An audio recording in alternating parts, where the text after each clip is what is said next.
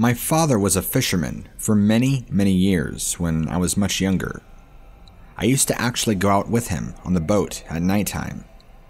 I never thought about it, but I heard some of the scariest sounds you could ever imagine hearing while you're out in the middle of the ocean at nighttime. Horrible roaring and screaming, like some monster out of a movie was looking to feed on its next meal. You would hear all sorts of stuff like that. A lot of times, it didn't even sound like it was underneath the water either. Like the roaring I'm talking about sounded as if it was closer to the boat, and it would keep me up awake at night. This is just one of many examples of creepy things that I've heard while out at the sea at nighttime. My dad has just become so immune to it and kind of just blocks it out. For me though, it's just not that easy. I haven't gone out to sea with him in forever, and every time I do, it feels like a horrible nightmarish experience at nighttime. Don't get me wrong though, not all of the sea at nighttime is a terrifying trip to a land unknown. You get a gorgeous view of the stars in the sky, unlike ever before. But it is just so black that you cannot see the hand in front of your face sometimes, unless there's enough light out from the sky. Then there are those nights that you start hearing weird noises. There's the obvious creaks of the boat and the water splashing around. I almost wonder if there's any sort of sensory deprivation that goes on while you're out at sea at night, because it feels like things can get so quiet. I would imagine the ocean becomes much more alive because the night is when many of the larger predators come out to feed. I would certainly hate to fall into the water when it's dark outside. My dad always makes sure that if I'm going out, to never ever go near the edge of the boat. I'm not really sure if this story falls into the context of a lake or sea monster, but it is mysterious. About 20 years ago, my father was on a fishing boat off the western coast of Australia, where one of the fishermen fell off the side of the boat into the water and never resurfaced. That alone is a mystery, because there were no bubbles in the water, nothing. It was simply like he just sank to the bottom without any hint or inkling to where he went. He wasn't wearing anything heavy, so it's not like he sunk. Confused and deeply concerned as to why their friend hadn't resurfaced, a couple of them got on diving suits and equipment and jumped down into the water to see if they can find any trace of them. This is what's weird. There was literally no trace of him at all. Not his clothes, and they couldn't see where he would have fallen down. The depth below the ship was well over 100 meters deep, and their only thought was that he resurfaced far away from the boat. But the waters were calm, and you could clearly see anything had he resurfaced anywhere in eyesight.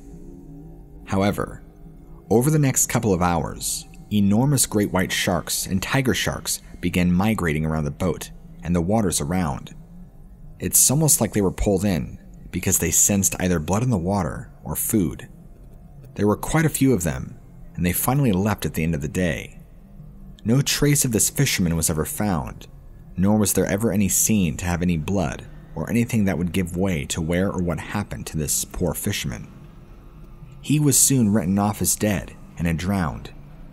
Still one of the great mysteries that is talked about, because to this day, nobody knows what happened to his body or why he never reappeared out of the water.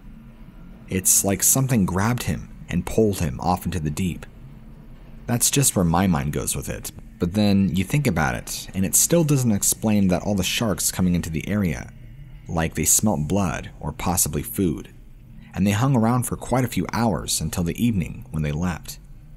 This is possibly the only time I've ever heard where somebody goes off board into the water and just completely vanishes without a trace. No body, no clothes, no signs of where their body even went. It was very disturbing for even me, and it has weighed heavily on my father's heart for a long time. He has felt partially responsible for what happened.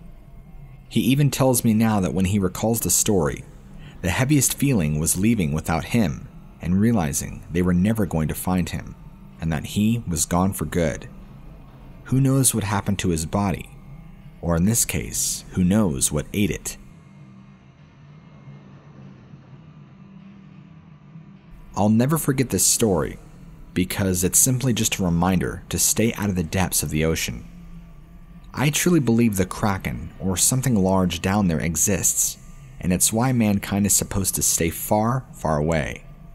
Now, for the story. My mother is a marine biologist, and around 10 years ago, had the opportunity to take a deep-sea dive out in one of those tiny scientific vessels. I don't know what they're called, but they're tiny submarines that hold less than 10 people, and they're meant for diving in great depths.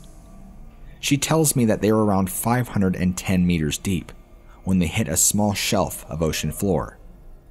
Down this far, it's pitch black, because light from the surface can only reach so far. This is where they made a terrifying discovery. Not far from their ship was a massive 14-foot great white shark, or at least had been when it was alive. This thing was dead and had fallen to the bottom, which is common for most large predators and fish. But the circumstances surrounding its death were very interesting, as well as terrifying. By the looks of it, it was freshly killed, and the most horrifying part of it all was that it was only the top part of the great white shark, meaning from the nose all the way to the end of its front gills, and its side fins, and everything else from its tail was gone. It had clearly been bitten in half in one bite. If you're still not understanding what I'm getting at, something big that's down here came up from behind this great white shark and bit it in half with one bite, almost devouring the entire shark in one massive gulp, leaving the front gills to the front of the face intact. In fact, this kill was so fresh, there were still little bits of blood clouding around where it was laying, and there were no sea creatures feasting on it yet. Usually, when a larger sea animal dies like this, a whale for example, they sink down to the bottom of the sea floor when they're eaten on pretty quickly. So for them to come across a fresh kill like this was amazing in and of itself, but to see something that bit a 14-foot long great white shark in half is amazing too.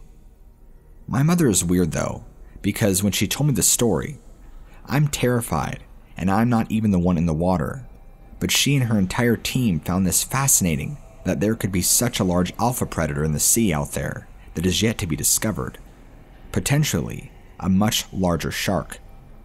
This scientific expedition was taken far off the coast of California. How far exactly, I can't tell you. Probably around 100 miles, but that's just a guess.